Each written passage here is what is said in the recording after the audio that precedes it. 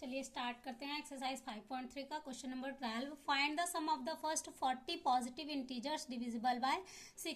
इस क्वेश्चन में हमें 40 पॉजिटिव इंटीजर्स का सम फाइंड करना है जो डिविजिबल होंगे किससे, 6। तो सबसे पहला नंबर जो 6 से डिवाइड होता है वो कौन सा, खुद 6, उसके बाद 12, फिर 18, इसी तरह से लास्ट नंबर कौन सा होगा जो 40 से डिवाइड होगा। तो 40 को 6 से मल्टीप्लाई कर देते हैं तो हमें लास्ट नंबर मिल जाएगा कितना, 240। तो लास्ट नंबर कौन सा है हमारा, 240 है जो 40 से डिविजिबल होगा। अब ये हमारी एपी बन गई। तो फर्स्ट टर्म हमारी क्या हो गई, ए हमारा हो गया 6। अब यहाँ पे अगर हमारे पास लास्ट टर्म है तो हम लास्ट टर्म वाला फॉर्मूला लगा देंगे। लास्ट टर्म हमारी क्या हो गई, लास्ट टर्म हमारी हो गई 240 और एन की वैल्यू क्या हो जाएगी 40, क्योंकि टोटल कितने नंबर्स हैं, 40 नंबर्स हैं जिनका हमें सम फाइंड करना है। तो हम एस एन का फॉर्मूला लगा देते हैं, s n equal to n by 2 bracket में ए प्लस एल। अब एन की वैल्यू हमारी है 40/2, फर्स्ट टर्म हमारी है 6 प्लस लास्ट टर्म हमारी है 240। ये कैंसिल हो जाएगा, 2 2 जा 0 का 0, तो यहाँ पे आ गया हमारा 20। अब 240 में 6 प्लस करेंगे तो कितना आ जाएगा 246, तो इंटू 246। अब इनको मल्टीप्लाई कर लेते हैं, इनको मल्टीप्लाई करके हमारा क्या आ जाएगा 4920। तो 40 इंटीजर्स का सम कितना आ गया 4920। अब नेक्स्ट क्वेश्चन 13। अब 13th क्वेश्चन में हमें फाइंड करना है sum of the first 15 multiples of 8। 8 के 15 मल्टीपल्स का सम फाइंड करना है। तो 8 के मल्टीपल्स कौन से होते हैं, सबसे पहले 8, फिर 16, 24। अब लास्ट मल्टीपल कौन सा होगा, 15 को 8 से मल्टीप्लाई कर देंगे तो कितना आ जाएगा 120। तो लास्ट मल्टीपल कौन सा आ जाएगा हमारा 120 आ जाएगा। अब एक की वैल्यू हमारी हो गई 8, एन कितना हो जाएगा 15 नंबर्स है टोटल, तो एन की वैल्यू हमारी हो गई 15 और लास्ट नंबर हमारा हो जाएगा 120। अब एस एन का फॉर्मूला लगा देते हैं सम निकालने के लिए, s n equal to n by 2 bracket में 2a प्लस एल। एन की वैल्यू हमारी कितनी है 15/2, first term 8 plus last term 120।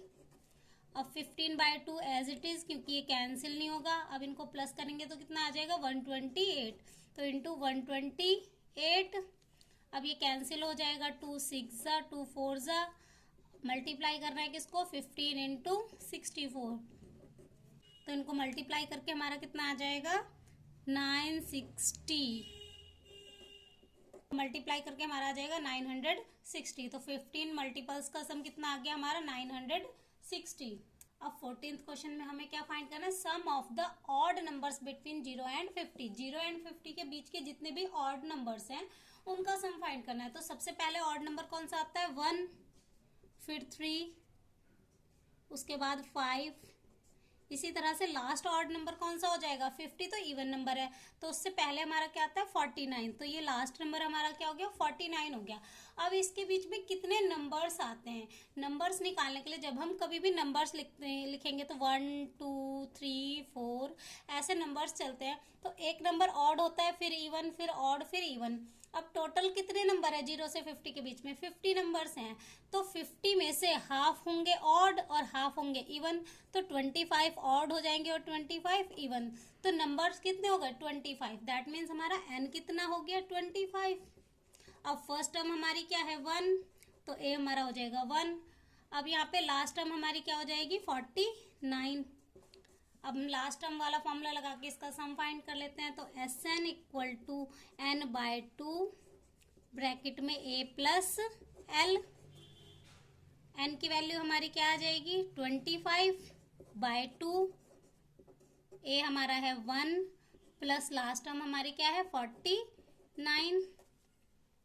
अब ये कैंसिल नहीं होगा तो इनको एज इट इज लिख देते हैं 25/2, इनको प्लस करेंगे तो आएगा 50, इनको कैंसिल कर देंगे तो कितना आ जाएगा 25। अब मल्टीप्लाई करना है किसको 25 को मल्टीप्लाई करेंगे तो कितना आ जाएगा 625।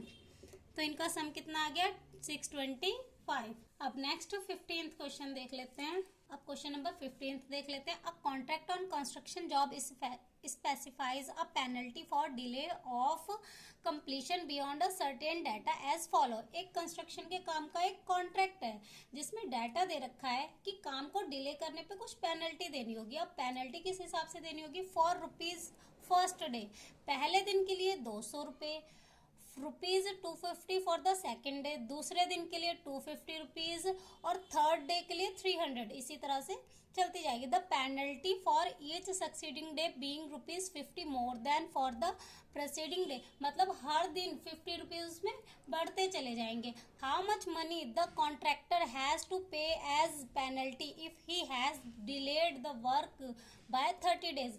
अगर कॉन्ट्रैक्टर ने 30 दिन को काम लेट कर दिया तो उसको कितनी पेनल्टी देनी होगी? अब पेनल्टी कितनी देनी है? अब देखो, पहले दिन के लिए तो 200, तो फर्स्ट डे का हो गया 200, फिर दूसरे दिन के लिए 250, तीसरे दिन के लिए कितनी हो जाएगी? तीसरे दिन के लिए 300।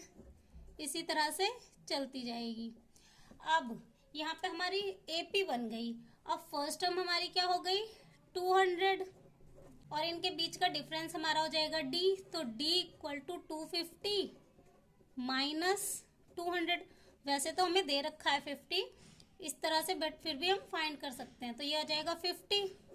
उसके बाद कितने दिनों के लिए काम लेट हुआ? 30 दिनों के लिए, तो नंबर ऑफ डेज हमारे कितने हो गए? 30।